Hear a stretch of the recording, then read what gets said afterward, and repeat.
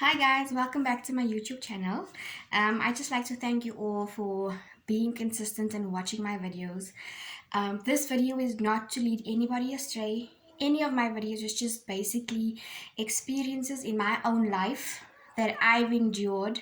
So I'm not saying to you go and fall pregnant before marriage. I'm not saying that because I believe that we need to live our lives according to the Bible, especially now at the end times. We're not sure what the future has in store for us. And I'm basically just giving encouragement to all of you to say that if that was your situation, if you were in that predicament where you felt pregnant before you got married, is that God forgives. He is in the business of forgiving us, and He forgives us on a daily basis.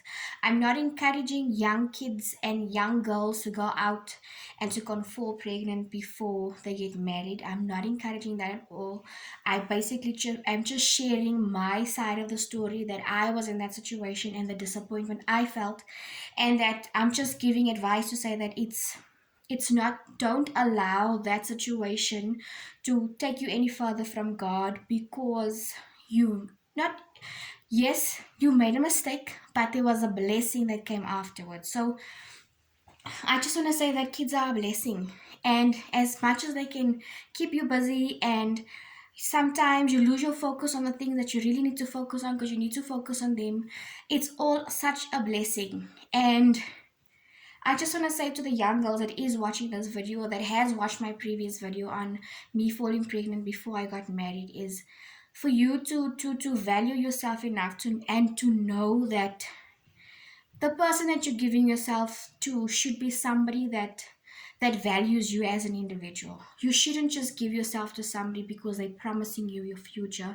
when in fact there is no such thing. So I just want to say to the young girl that if you did stumble across my video, it's not encouragement for you to go out there and to go and do it, and that I'm saying that it's fine. I'm just sharing my testimony and my story of what I did and what I endured and what I went through as a person, and how God was still able to forgive me and give me another chance.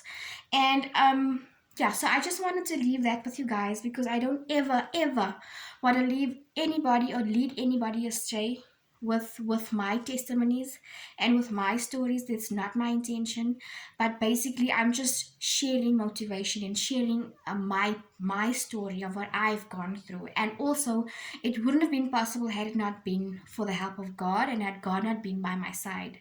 So the next topic that I have for you guys is um so we were in the process of having a baby, and we our medical aid didn't allow us really to have a selective C-section, because then it meant that we had to pay up front for that, and we didn't really want to do that. So what we opted for was a natural birth with the option of epidural. So if I can say, with my firstborn, I didn't know what I had in store whatsoever. Like, I was under the impression that your pain is gonna be like period pains, and it's gonna be very mild, and you're gonna go in there and you're gonna have a baby, and then it's done. There's no need for epidural, like, you know. But I did ask them for the epidural. So let me explain from the beginning my whole journey with my first son and my second son. So with my first son, I was already on maternity leave at the time, and I experienced contractions about 9 o'clock in the morning. And how it felt was, it felt as if I'm about to get my period. But it wasn't like a normal period feeling, it was a little bit more intense.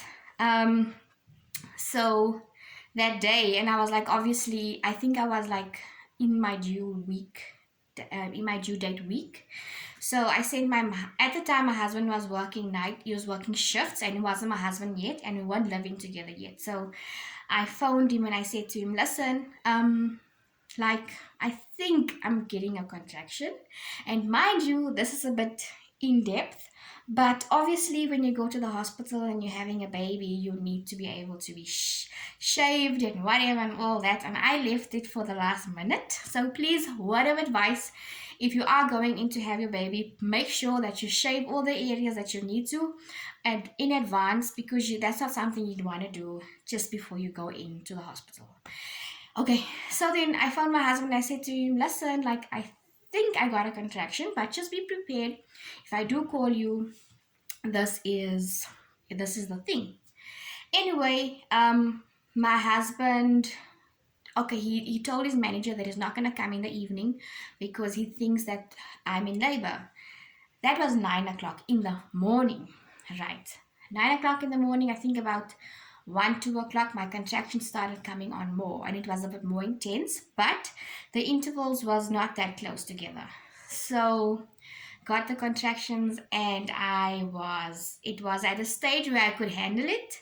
So I could like kind of like, brace myself. I could feel it coming on. So I would walk up and down in my room, and I had a little couch in the corner of my room. Wherever it came, I would like squat down and just like hold myself together for the pain to just like ease away.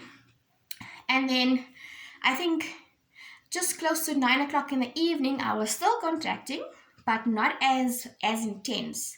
So I ate that evening. I said to my husband, look, it's getting close. It's getting like so bad now. And my mother suggested, okay, let's take it to the hospital. So we go to the hospital, and I did not know this. I knew that they were going to do an internal examination, but I was not aware that it was going to be that painful and that they were going to scratch so deep into your cervix. So I'm laying on the bed, and the nurse comes, and I see she's putting on the surgical gloves, and they obviously put a monitor on my stomach to monitor the heart rate of the baby. And she comes in